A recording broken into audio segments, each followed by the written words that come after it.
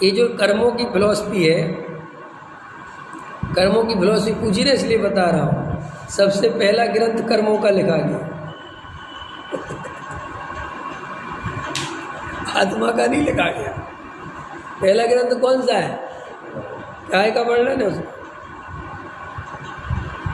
दूसरा ग्रंथ कौन सा लिखा गया? दूसरा नहीं पता? कसाय पाहुड़, उसमें काय का वर्णन है? कसायों का नाम ही है कसाय पाहुड़। सोचा कभी? अरे भैया, पहला ग्रंथ तो आत्मा का लिखना था ना, है? पता? सोचो, आपको पता है कर्म फिलॉसफी ज़्यादा क्यों लिखी जाती है? इसलिए लिखी जाती है कि आत्मा अनुभव की चीज़ है। आत्मा को अनुभव से जाना जा सकता है, वेद ज्ञान अनुभव से ही करना है, लेकिन कर्म फिलॉसफी अनुभव से नहीं समझ में आएगी। इसलिए आचार्य भगवंतों ने, जिन्हें अपन ज्ञान कहते हैं ना, इतने अंग का ज्ञान था, इतने अंग का ज्ञान था, तो उन्होंने इस बात की ज़्यादा चिंता करी कि मूल जो चीज़ें हैं, जो सिर्फ सर्वज्ञ भगवान जानते हैं, वे ज़्यादा से ज़्यादा लिख दो, रख दो, ताकि उसका ज्ञान अधूरा नहीं रह जाए। क्योंकि आत्मा का ज्ञान तो सम्यक दृष्टि होते रहेंगे और आत्मा के बारे में ज़्यादा कुछ है नहीं, वो मिलता रहेगा। लेकिन जो कर्म फिलॉसफी, तीन लोक की फिलॉसफी, चरणारी योग की फिलॉसफी, ये कैसे जानेंगे? इसलिए इनके ज़्यादा ग्रंथ लिखेंगे, अंतर समझ में आएंगे। क्योंकि कोई सम्यक दृष्टि हो जाए तो वो ये थोड़ी बता सकता है कि किस में कितने जीव हैं। कोई सम्यक दृष्टि हो जाए तो ये थोड़ी बता सकता है कि नरक कैसा होता है। कोई सम्यक दृष्टि हो जाए तो ये थोड़ी बता सकता है कि स्वर्ग कैसे क्रम से बने हुए हैं। तो उसके लिए वो जो मूल कि भाई ये चीज़ें बनी रहें आगम में, क्योंकि इनको बताने वाला आगे कोई नहीं रहेगा। आत्मा तो बताने वाले रहेंगे, क्योंकि आत्मा तो अनुभव की चीज़ है, वो ज़्यादा उसमें लंबी चौड़ी बात नहीं है। लेकिन अगर कोई मुनिराज भी बन जाए तो भी उसके छह उपसम ज्ञान में बिना ग्रंथों के, बिना आगम की ये बात नहीं आ सकती कि कर्म फिलॉसफी कैसी है। अंतर समझ में आए कि नहीं आए? तो उसकी ज़्यादा रचना हुई, ज़्यादा उसका ध्यान रखा गया। क्यों? जो चीज़ अनुभव में आ सकती है, जो चीज़ रोज देखी जा सकती है, उसको संभाल के रखने की बात नहीं है। संभाल के किसको रखना? अब आचार्य कुंद देव ने भी 84 पाहुड़ लिखे थे। अपन को सारे मिले थोड़े ही, अपन को तो 5 परमागम और एक दो और मिले, बाकी नहीं मिले।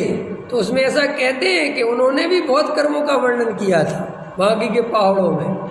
क्यों? वो कर्मों का वर्णन समझ गए ना क्यों करना? क्योंकि वो सिद्धांत, वो एक केवल ज्ञान से ही उससे चला आ रहा है, और अगर उसके बारे में नहीं तो वो आगे फिर उसका कैंसिल हो जाएगा, बताने वाला कोई नहीं रहेगा। इसलिए तो कर्म तो निमित्त की तरफ से कथन है, कर्मों का कथन काय की तरफ से है?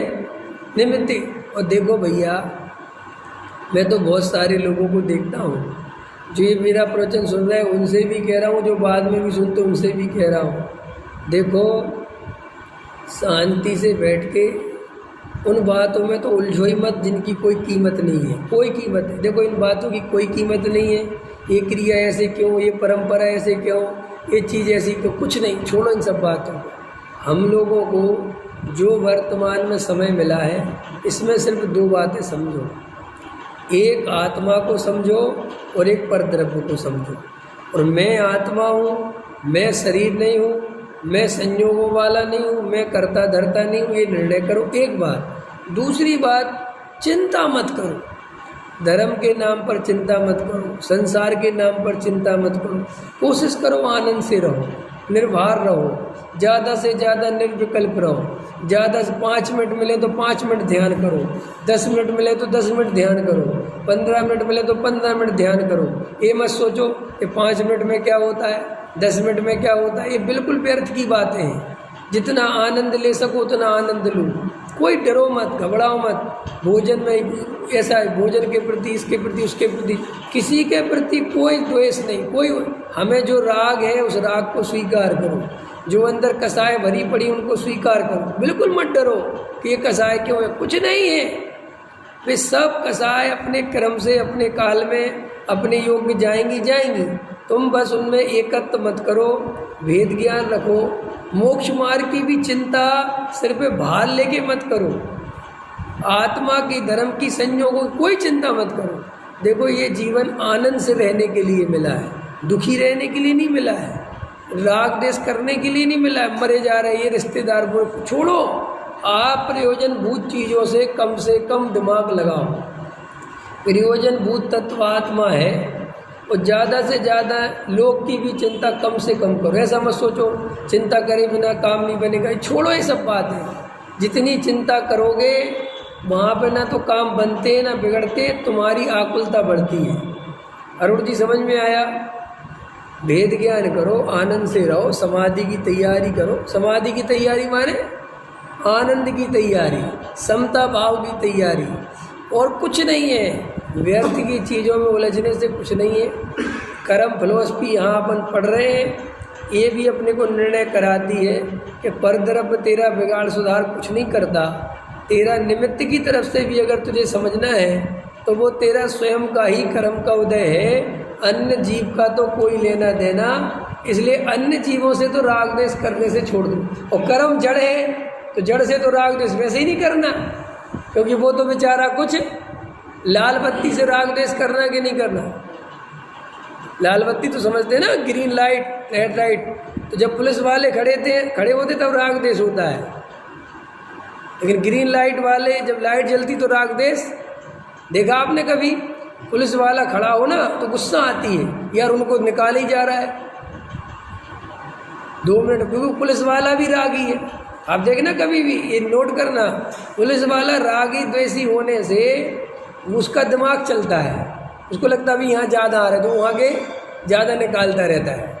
जबकि लाइट को ज़्यादा कम से कोई लेना देना नहीं है।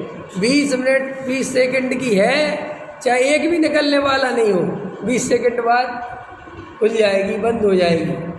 वो पुलिस वाला क्या सोचता है, अरे इस तरफ तो अभी नहीं आ रहा, चलो चलो। इस तरफ वाला वो बेचारा 2 खड़ा है ना, उसको गुस्सा आने लगता है। देखा तुमने कभी, नोटिस करा? तो ऐसे जो व्यक्ति है वो रागी द्वेषी होता है। उस ऐसे जड़ पदार्थ बेचारे रागी द्वेषी है नहीं, इसलिए परद्रव्य तो हमारा कुछ बिगाड़ता सुधारता नहीं, ये तो वस्तु स्वरूप हो गया। और कर्म निमित्त है तो वो जड़ है, इसलिए उससे क्या राग द्वेष करे। तो कौन बचा? जीव स्वयं। तो तू स्वयं से कर जो करना है।